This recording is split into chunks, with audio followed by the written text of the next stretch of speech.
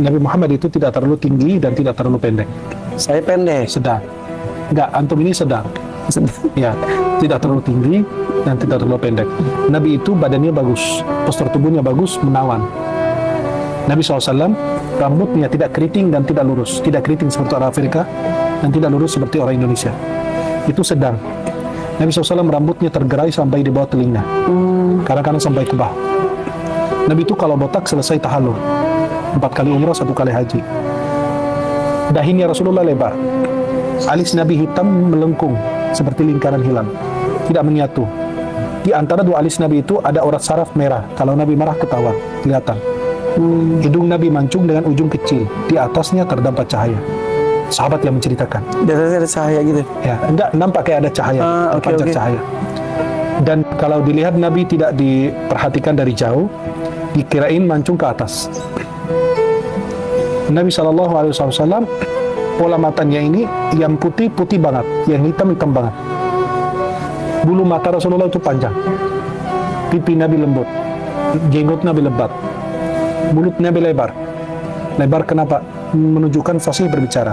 Kan orang makin kecil mulutnya susah ngomong, susah kedengaran, ini kayak kumur-kumur nggak jelas ngomong apa. Tapi kalau mulutnya makin besar, itu menunjukkan fasih berbicara. Nabi bergigi rapi, kayak embun. Ya.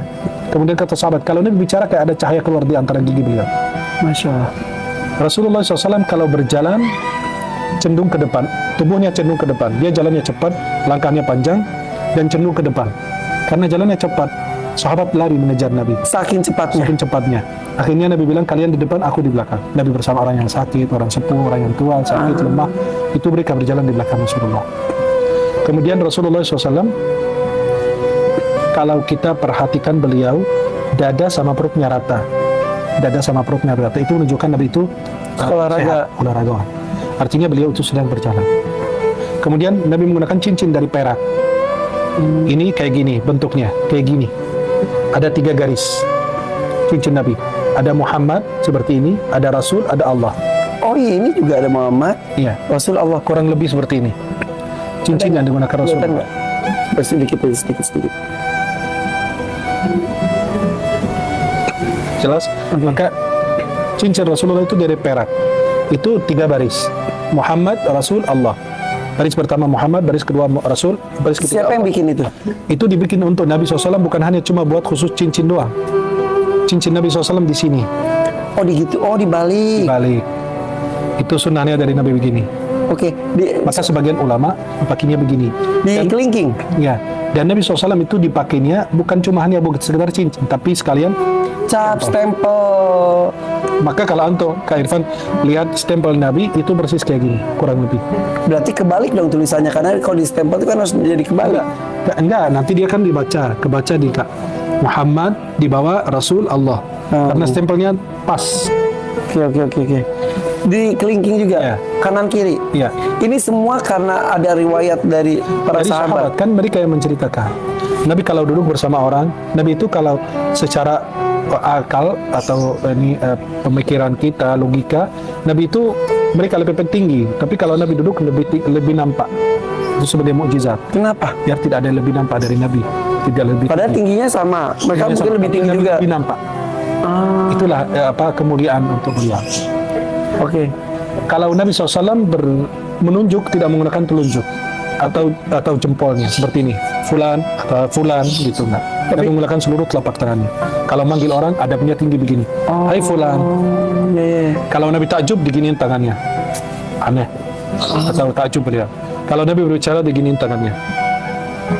Nabi SAW lebih banyak menunduk dibanding melihat ke atas. Lebih banyak berpikir dan merenung. Nabi SAW jarang berbicara. Dan kalau berbicara tidak berlebihan dan tidak kurang, pas. Kalau berbicara memulai dengan memuji Allah, mengakhiri dengan memuji Allah lagi.